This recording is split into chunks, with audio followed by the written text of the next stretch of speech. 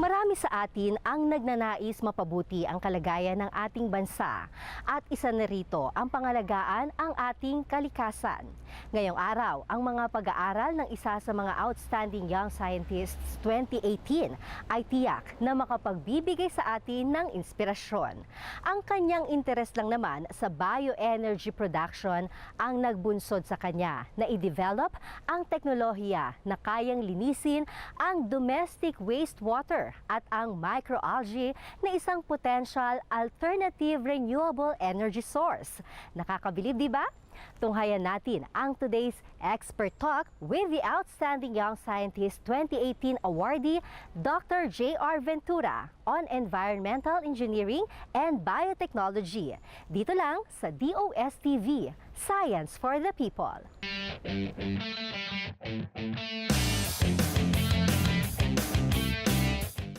Actually, nung pagkatapos kong mag-graduate, actually hindi ko talaga alam kung ano yung direction na papupuntahan ko after graduation. So, itong chance na to is parang nabigay lang sa akin na opportunity nung dumalo yung mga Korean professors dito sa school namin. So, ang ginawa ko po nun is mag-submit ng resume sa kanila. Then, sa kagandang pagkakataon, isa po ako sa nakuha para may pagpatuloy yung aking pag-aaral sa ibang bansa. So doon po nag-umpisa yung pag-continue ng aking study about dun sa environmental engineering and biotechnology. Pag titignan natin, yung waste natin is pwede siyang manggaling sa mga bahay-bahay natin. So pagkaligo, meron tayong napoproduce na waste. So siya is wastewater. Pag naghuhugas ng mga plato, mga pinggan, pag naglalaba, meron rin siyang corresponding wastewater. So ang nangyayari kasi sa ibang bansa, meron silang sariling wastewater treatment facility, which is yung sa ating bansa, I think wala tayo nun. Ang common na nangyayari sa mga wastewater natin is dumidiretso sila sa mga ilog. Ang waste na yun, dapat siya matreat. Meron siyang mga ingredients or may mga components na mataas siya sa nutrients. Yung mga nutrients na yun dapat mabawasan bago siya may discharge sa mga bodies of water natin. So, one way to reduce yung nutrient content ng waste is to use some treatment methods like biological. Yung biological treatment kasi mas maganda siya compared sa chemical kasi wala ka ng production ng additional waste material na galing sa chemicals. Yung biological system, ang ginagamit natin doon is mikrobyo. So, yung mikrobyo, kinakain yung mismong nutrient doon sa wastewater. So, nire-reduce nila yung mga iba't ibang waste na to, for example, yung nitrogen, phosphorus, into something para makapag-reproduce sila. So, nagkakaroon ng reduction. Ang ultimate goal natin, dapat ma-mineralize yung waste natin or ma-convert siya into gases like CO2, nitrogen, gano'n. So, ang usual na problema sa biological system is yung pagkakaroon ng sludge. So, upon treatment, although nare-reduce yung nutrients, yung sludge formation, yung sludge actually is yun yung biomass mismo, yung cells mismo. So, since tumutubo sila rito, so dumadami sila. So, therefore, kailangan rin natin silang matreat bago i-dispose kasi ito ay parang siyang mga putik kung tutuusin. So, kailangan natin siyang ma-reduce.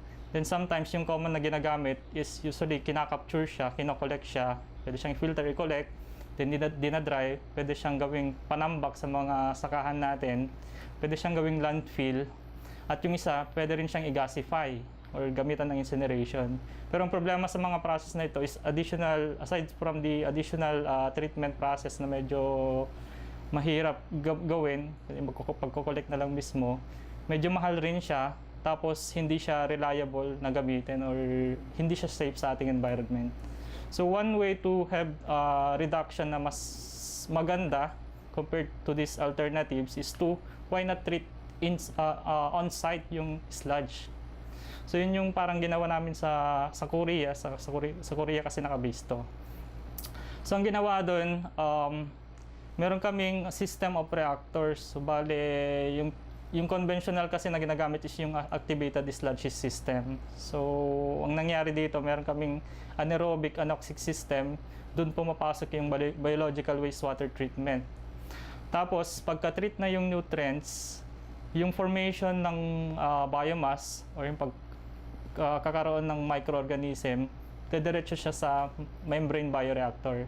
Yung membrane bioreactor po, para siyang filtration setup.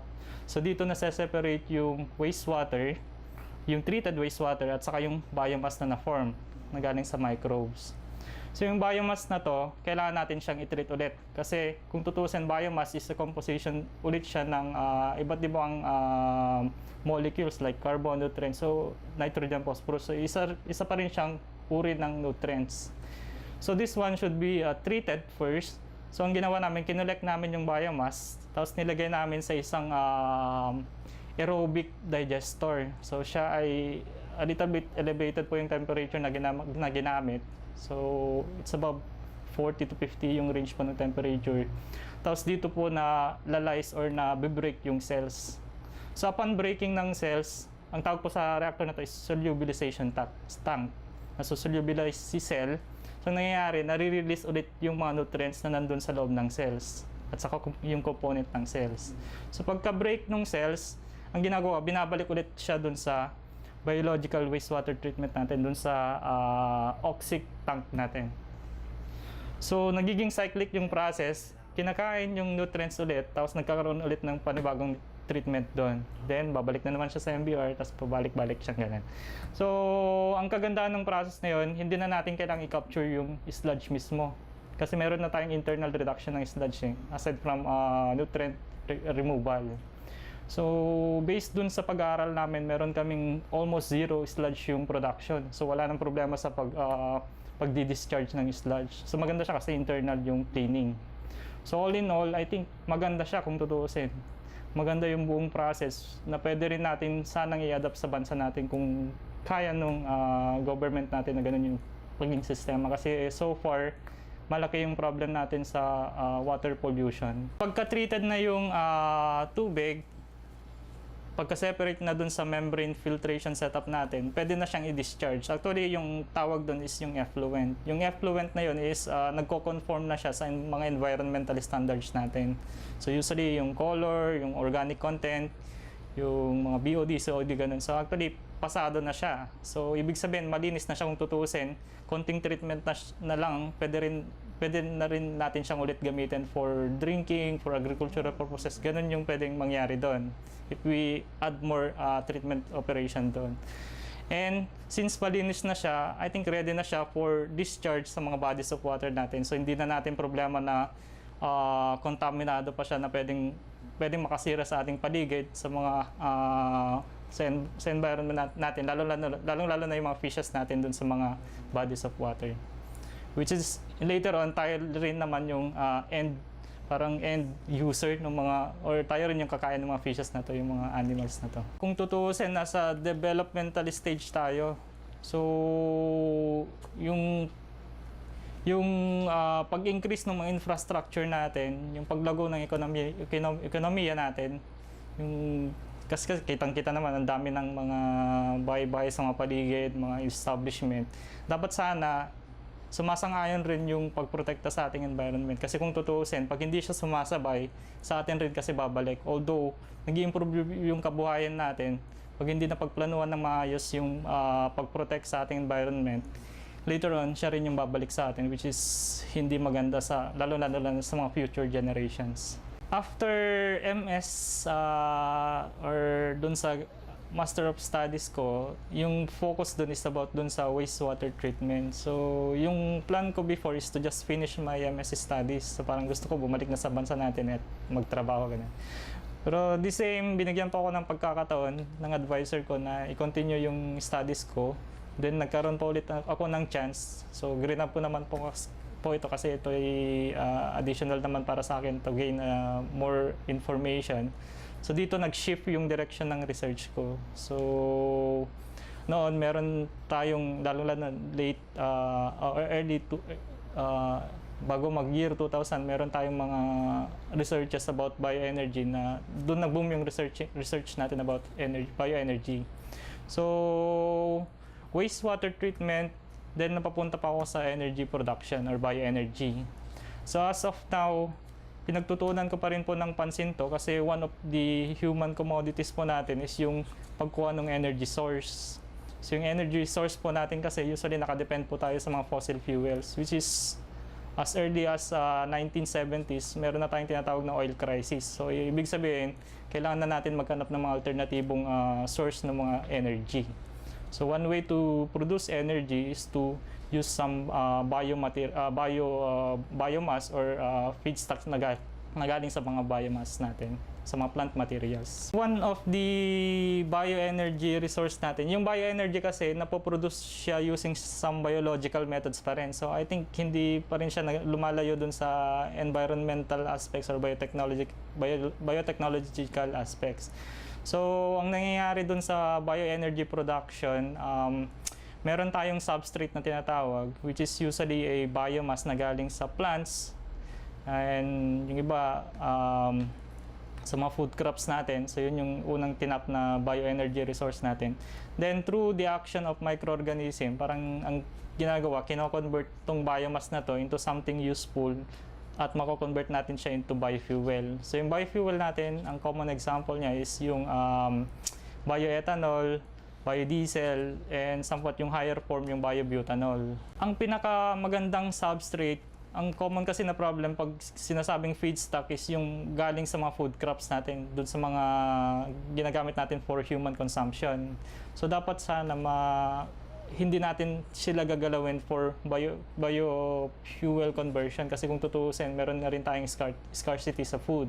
So ang maganda is to divert this biomass resource into something na hindi siya nagko-compete sa food. So one of this is the microalgae.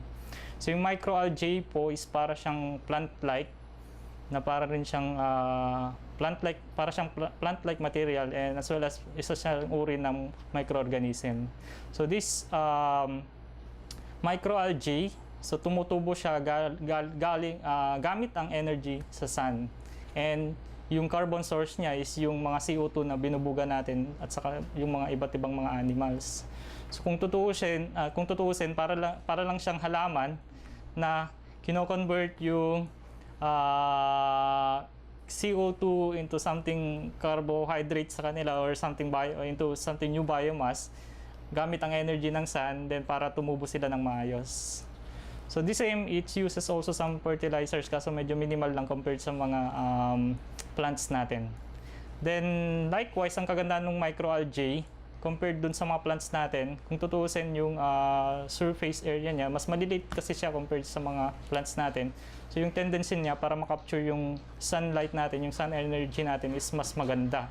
So ibig sabihin that will directly results dun sa higher productivity or higher formation ng cells. So pag mas marami tayong cells, mas madami tayong biomass na pwedeng gamitin dun sa bioenergy conversion.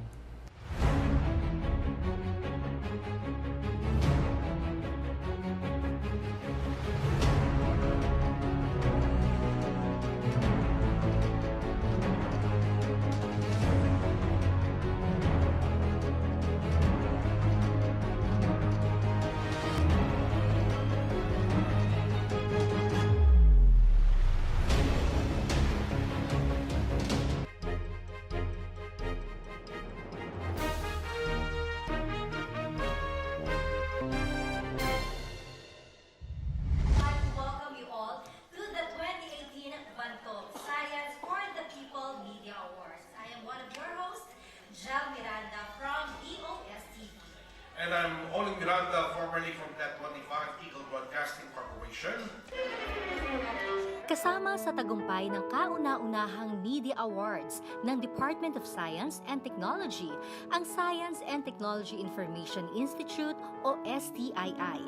Bilang information arm ng DOST, ang STII ang nagpapalaganap ng impormasyon sa siyensya at teknolohiya at nagsisilbing watchdog ng S&T sa bansa.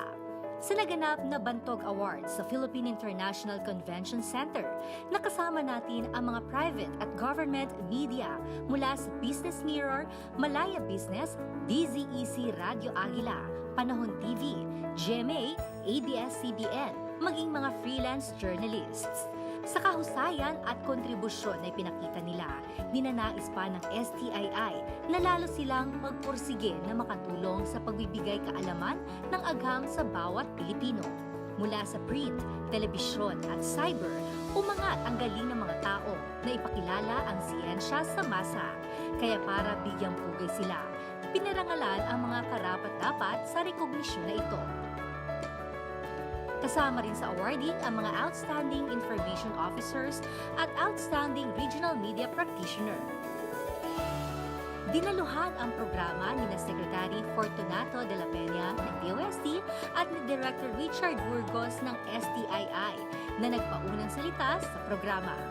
What is really heartening is to know that according to SWS in a survey done in September 2017, they reported the public awareness of science and technology was at 6% only. 6%. This was September of last year. In March, they had a similar survey, and the report came in to say that in March of 2018, public awareness of science and technology had increased to 13%. That's more than double, right? And I attribute that increase to the fact that DOST actually is investing in communicating science with people. We do not want to be the best kept secret of the country. And so it's happening now. More and more people are getting to know us. And I really hope that with our friends from the media, especially those that we recognize today, and our friends in this ecosystem of partners that we are building, we can reach out to more people, inform them about what's happening in the science and technology field. We are not in an ivory tower. We are impacting lives on the ground. And these are stories that can inspire and motivate more people to talk about science and technology. We need more storytellers. And that's why we have Bantog, the Science and Technology Media Awards, to recognize the efforts some of the best storytellers that we have today in science and technology in the country.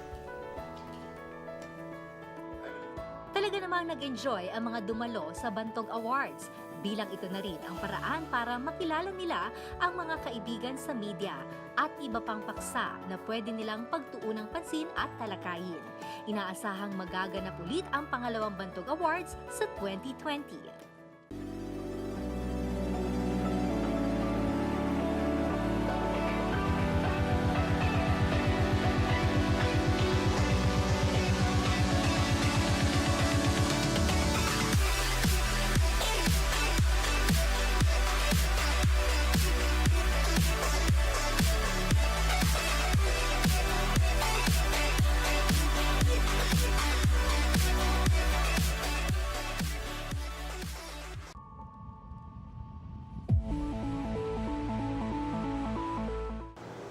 Magandang umaga din po sa inyo at sa lahat po ng ating viewers. Sa ngayon po, ang ating prevailing weather system ay yung ITZZ o yung Intertropical Convergence Zone o ang pagsalubong ng hangin from northern to southern hemisphere. Makikita po natin sa ating satellite image na ito po ay magdudulot ng kaulapan lalong-lalong na sa mababang bahagi ng bansa. At dahil po dito, for the next 24 hours, para po sa Palawan ay mas mataas po ang tsansa ng pag-ulan dahil po ito ay magdudulot ng maulap na kalangitan na may kalat-kalat na pag-ulan, pagkulog at pakidlat. Para naman po sa Metro Manila at natitirang bahagi ng Luzon ay magiging maganda naman po ang panahon na may bahagyang maulap hanggang sa maulap na kalangitan na may pulupulong pag-ulan, pagkulog at pagkilat. Asahan naman po ang biglang buhos ng ulan lalo-lalo na sa hapon at gabi dahil naman po ito sa ating localized thunderstorm. Para po sa Metro Manila, ang magiging temperatura natin ngayong araw ay from 24 to 33 degrees Celsius. Magiging malamig pa rin naman po sa Baguio City at sa Tagaytay na umaabot po tayo ng 14 to 24 degrees Celsius sa Baguio and from 21 to 29 naman po sa Tagaytay. Magiging medyo malamig din sa Puerto Princesa na from 24 to 30 degrees Celsius. Sa Legazpi naman po at sa Lawag ay makikita natin na medyo mainit na aabot po ng 32 degrees Celsius. Katamtaman naman po ang init sa Tuigaraw na umaabot ng 21 to 31 degrees Celsius. Samantala, makikita po natin sa mababang bahagi ng bansa, lalo na sa Mindanao, sa kasalukuyan na apektuhan po ng ITZZ, ang ERMM, Zamboanga Peninsula, ganoon na rin ang Soc-Sargent at Davao Region. Dahil po ito sa ating ITZZ ay meron po tayong maulap na kalangitan na may kalat-kalat na pag-ulan, pagkulot at pagkidlat.